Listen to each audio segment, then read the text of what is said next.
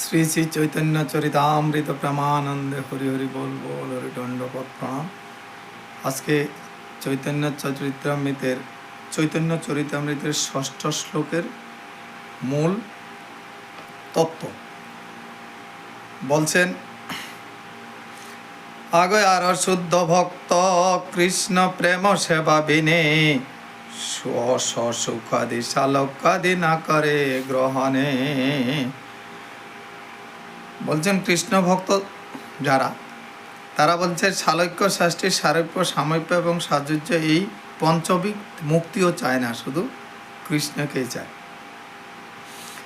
কামগন্ধহীন স্বাভাবিক গোপী প্রেম নির্মল উজ্জ্বল শুদ্ধ যেন দগ্ধ হেম।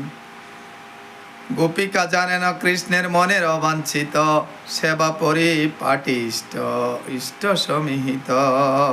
কৃষ্ণ যাহা ইষ্ট সমিহিত অর্থ কৃষ্ণ যাহা ভালোবাসেন, গোপিকারা সেই প্রেম সেবা, সেই পরিপাটি সেবা দিতে তারা প্রস্তুত।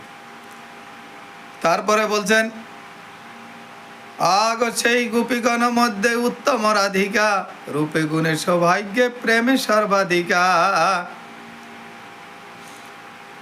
বলছেন ত্রৈলোক্য পৃথিবী ধন্যা যত্র বৃন্দাবন পুরী তত্রাপি গোপিকাং পার্থ যত্র রাধাভিবা মম।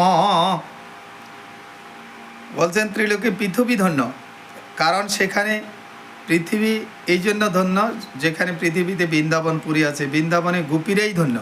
আর বৃন্দাবনে গোপীরাই ধন্য, কারণ তাদের মধ্যে আছে আমার রাধা।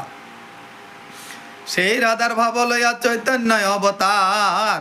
এই ষষ্ঠ শ্লোকের মূল অর্থ যুগ ধর্ম নাম প্রেম কৈল প্রচার।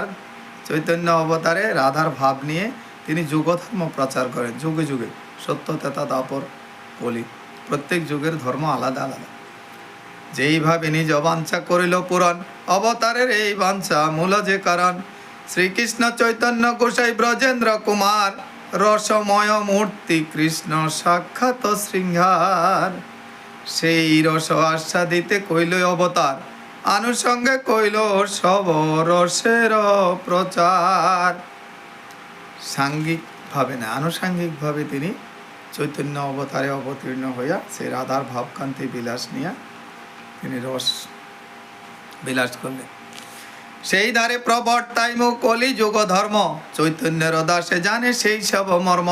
বলছে চৈতন্য অবতারের সেই ধর্মের মূল অর্থ চৈতন্য ভক্তরাই জানেন।